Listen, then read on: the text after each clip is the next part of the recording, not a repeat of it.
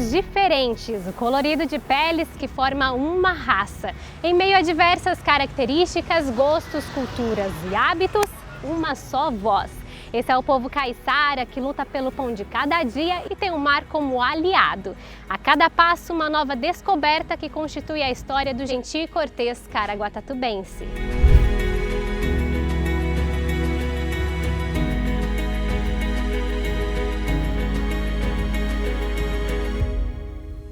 Em cada ponto da cidade, uma lembrança. Como em uma viagem no tempo, nosso destino de hoje nos fará reviver os contextos que envolvem a história de Caraguatatuba. Nosso ponto de encontro e descobertas desta vez é aqui, Museu de Arte e Cultura de Caraguatatuba, o MAC. Serei uma visitante vislumbrando o novo neste espaço cheio de surpresas. Vamos juntos rebobinar essa fita que conta a história de onde tudo começou.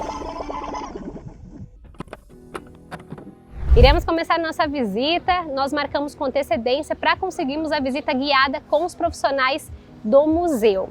Aqui são muitas as opções, as atividades para quem deseja conhecer tudo o que acontece na cidade, toda a cultura da cidade. E nós estamos com o professor José de Barros, ele que vai dar início a essa introdução. E nós vamos começar aqui fora, porque há monumentos que também preservam as memórias e a história de Caraguá. É isso mesmo, professor? Bem-vinda, Yara. Bem-vinda ao nosso Polo Cultural, professora Dali Coelho Paz. Sim, um dos roteiros que nós fazemos com nossos estudantes que venham visitar esse espaço é a partir dos patrimônios históricos. Então, podemos começar? Vamos seguir. Aqui nós já vimos o relógio de sol. Sim. E o que ele representa para a cidade, professor? Então, Yara, nós estamos aqui na Praça Dr. Cândido Mota. Esse obelisco, é em comemoração ao centenário de emancipação política e administrativa de Caraguatatuba. Então, 1857, 1957. Aqui nós temos esses azulejos que mostram o contexto geográfico, inclusive indicando, o marco zero, além das disposições das praias, rios e, no caso também, os demais municípios. E depois deste, qual é o próximo monumento que nós vamos conhecer hoje? Acho que mantendo essa estrutura, vamos falar sobre a fonte luminosa, a famosa fonte luminosa. Então, seguimos.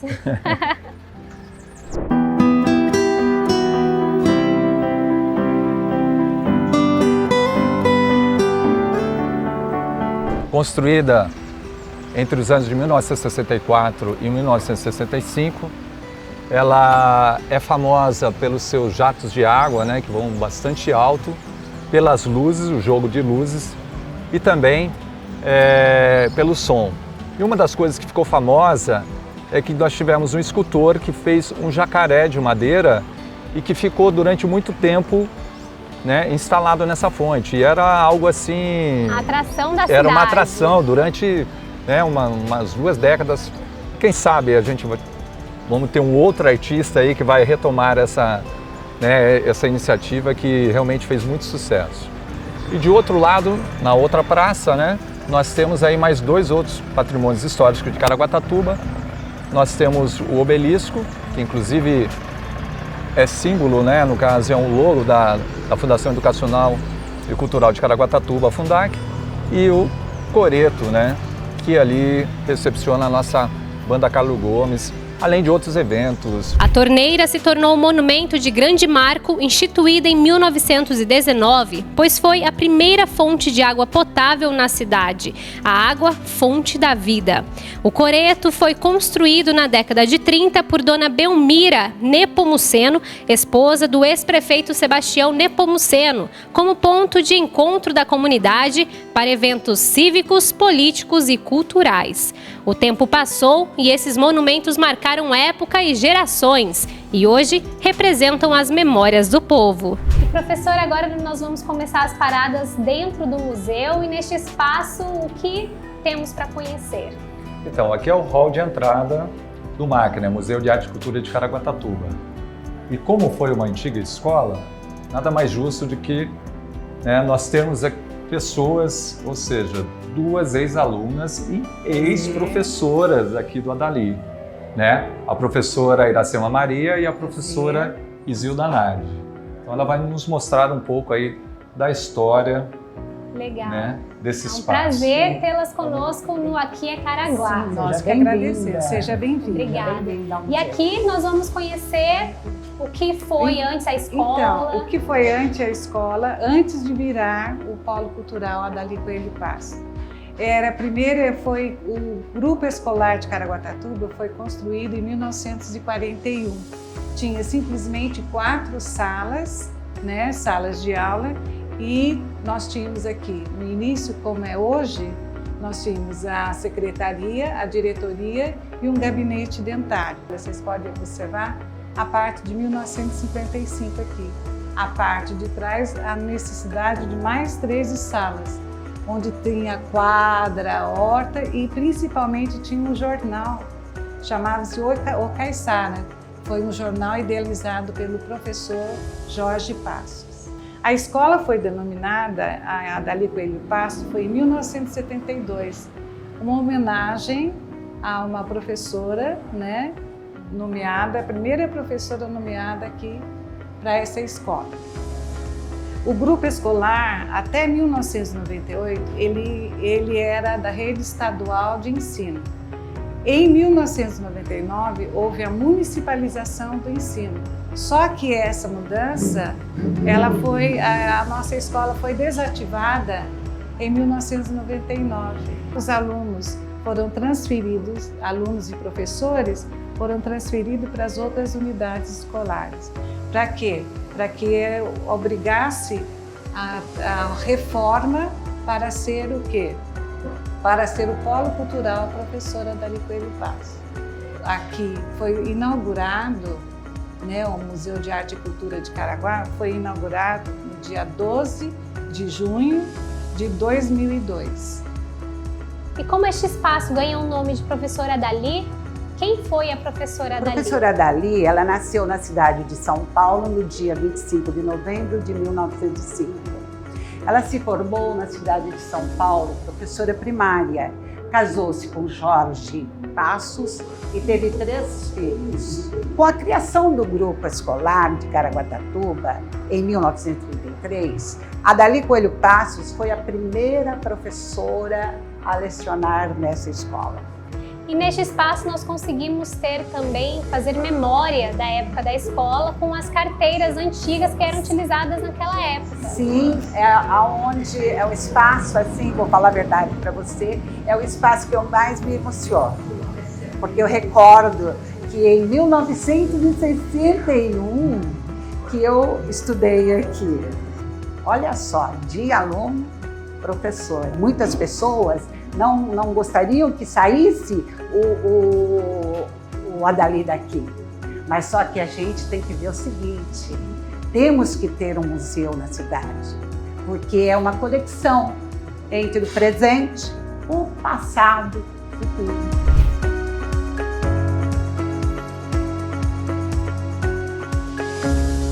Então aqui nós temos o nosso corredor e desse lado nós temos a Sala Caraguatatuba. Nada mais é do que uma sala que conta a história, né, local e os aspectos geográficos, os aspectos culturais, artísticos e além dos aspectos também políticos. Então, nós temos aqui os nossos monitores, né? Nós temos o Vinícius e o Vitor, inclusive que são estagiários que participam aqui do nosso trabalho junto ao Polo Cultural. Eles que vão me apresentar essa parte. Com certeza. Aqui todos temos essa dinâmica, né? De cada um, muitas vezes, faz uma coisa específica, mas no geral todos sabem de tudo.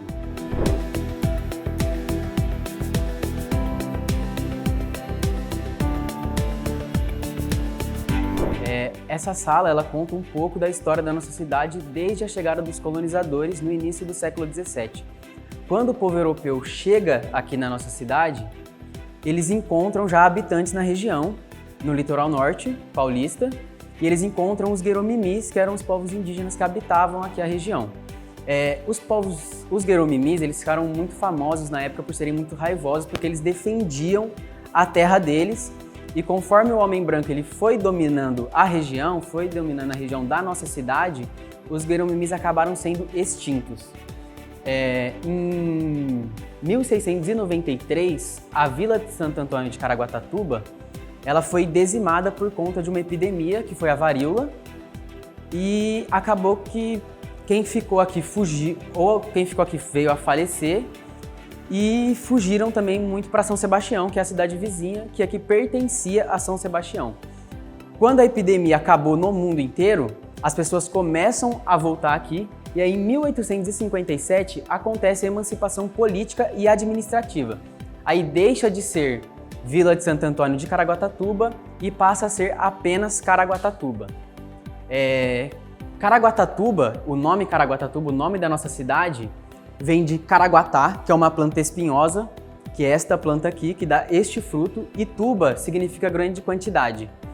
O caraguatá ele é uma planta muito típica, uma fruta muito típica da nossa região, e era muito usado na época para poder fazer xarope para resfriado, tosse e outras doenças. Aqui nós temos um quadro, é uma visão panorâmica, uma fotografia da década de 20 do centro da nossa cidade.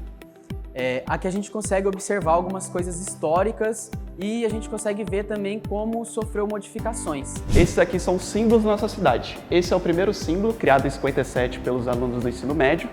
Esse símbolo foi feito um concurso e esse foi eleito o melhor. Esse símbolo contém o golfinho, que representa que é uma cidade litorânea e possui bastante golfinhos. Banana, porque Caraguatatuba era uma cidade exportadora de bananas para os ingleses. E também a coroa, que significa que é uma cidade da realeza portuguesa. Eles também têm essa letra em latim, que significa sempre avante, porque é uma cidade que está avante ao mar. Então, sempre avante. Em 95 foi feita algumas correções. Por exemplo, na primeira tinha dourado na coroa, que só pode ter em cidades capitais, como São Paulo, Rio de Janeiro, e foi modificada para prata e adicionado algumas coisas a mais. Essa aqui é o último exemplar que tem, que é a bandeira, com cores que significam a paz, a união, etc. Aqui é o hino de Caraguatatuba, feito a letra pelo Renato e a música pelo Heitor de Carvalho. Bom, essa parte aqui mostra a catástrofe que aconteceu em 67, que foi uma das maiores catástrofes do Brasil, causado pela imensa chuva que tem nessas regiões. Bom, a catástrofe foi em 18 de março de 67 e apenas no dia seguinte eles conseguiram alguma ajuda, porque como que a comunicação não era boa como nós temos hoje, a comunicação que podia ter era com rádio. E assim o radioamador que tinha na cidade, o Tomás Carmanes Filho, conseguiu ligar um gerador e ligar o rádio e fazer comunicação com Santos. E Santos foi feita para São Paulo e assim conseguiu a ajuda da Marinha. Essa parte aqui é a maquete do exemplar de Caraguatatuba, ou seja, catáloga todas as cidades, todos os bairros, da cidade e todas as praias, que ao todo são 17 praias e mostra cada uma de Porto Novo a Massaguaçu, que são os últimos bairros da cidade.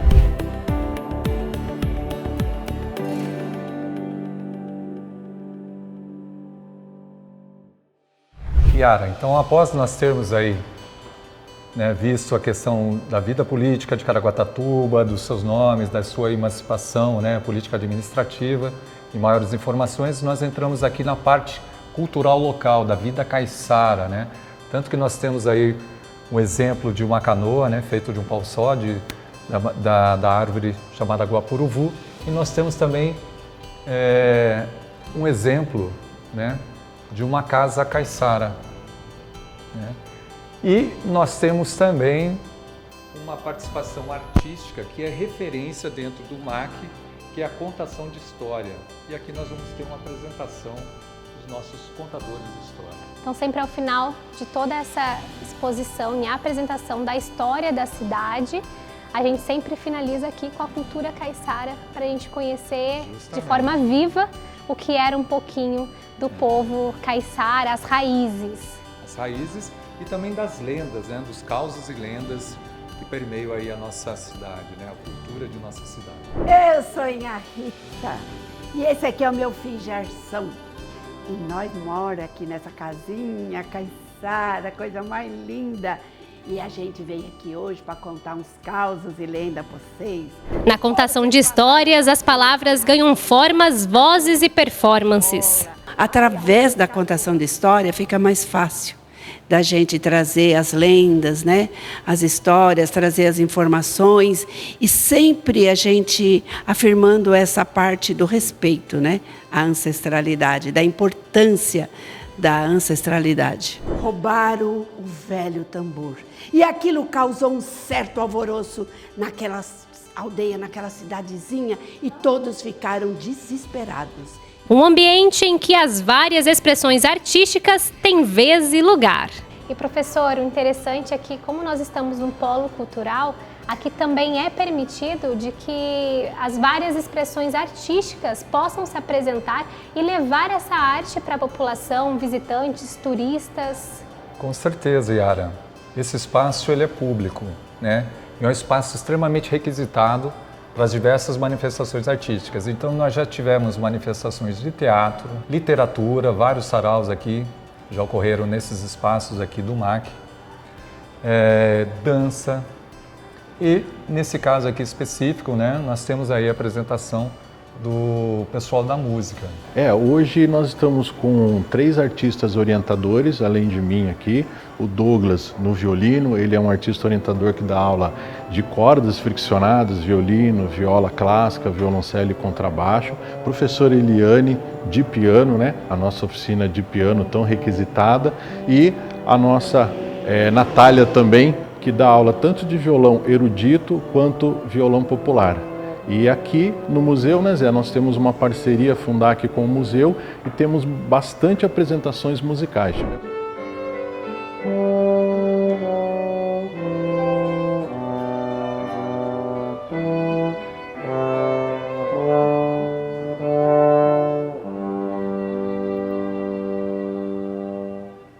Professor, chegamos ao fim do nosso roteiro. Qual é a última parada? A última parada, Yara, é a sala de exposições temporárias. Para dar maiores informações, eu vou deixar você com a profissional Sara Souza.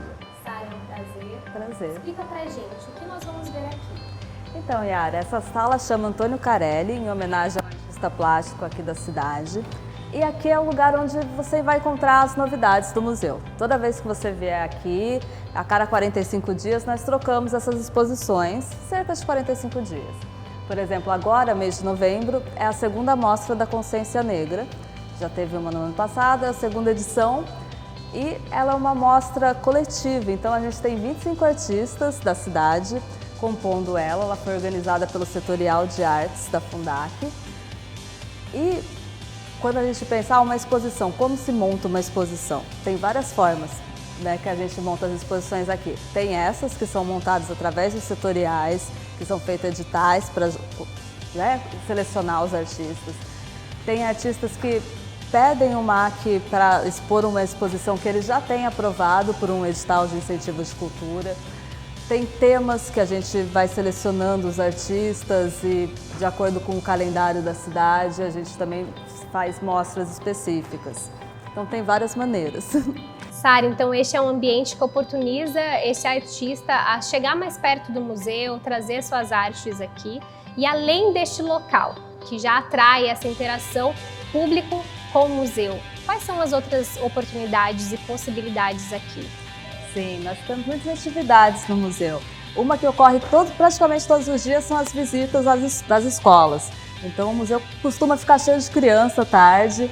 Nós recebemos escolas particulares, públicas, né, a todas as faixas etárias, todos os horários. Basta elas agendarem com a gente.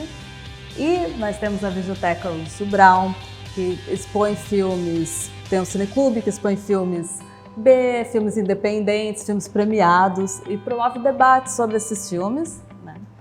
E a Praça do Caiçara, que tem festividades, tem atividades ali, e aí o museu dá o suporte para essas festividades. Então são muitas as opções, muitas atividades, além de tudo que nós vimos aqui, há cada vez mais oportunidade desse público se aproximar do museu, entender a importância da arte e da cultura para uma sociedade. Sim. A gente pensa muito em formar um público para a cultura e para a arte. Que as pessoas se aproximem e comecem a usufruir, olhar e refletir a partir do que eles veem, né? E se apropriem disso. E Sara, gostaria de agradecer em nome de toda a equipe a oportunidade que eu tive de crescer, aprender mais da cultura caiçara, da cultura de Caraguatatuba. Foi enriquecedor. Agradeço a toda a equipe, a Fundac. Obrigada, Yara, e convido a todos também a nos visitarem. No coração, pulsa as raízes caiçaras. No rosto, as expressões de um povo de garra que preserva as origens de seus antepassados e guarda a cultura da sociedade à beira-mar. Os causos contados entre versos, as exposições que respiram inspirações, a música que acalenta a alma e tantas outras formas de se manifestar são destaques neste lar que brilha ao ouvir cantar a doce arte de se expressar.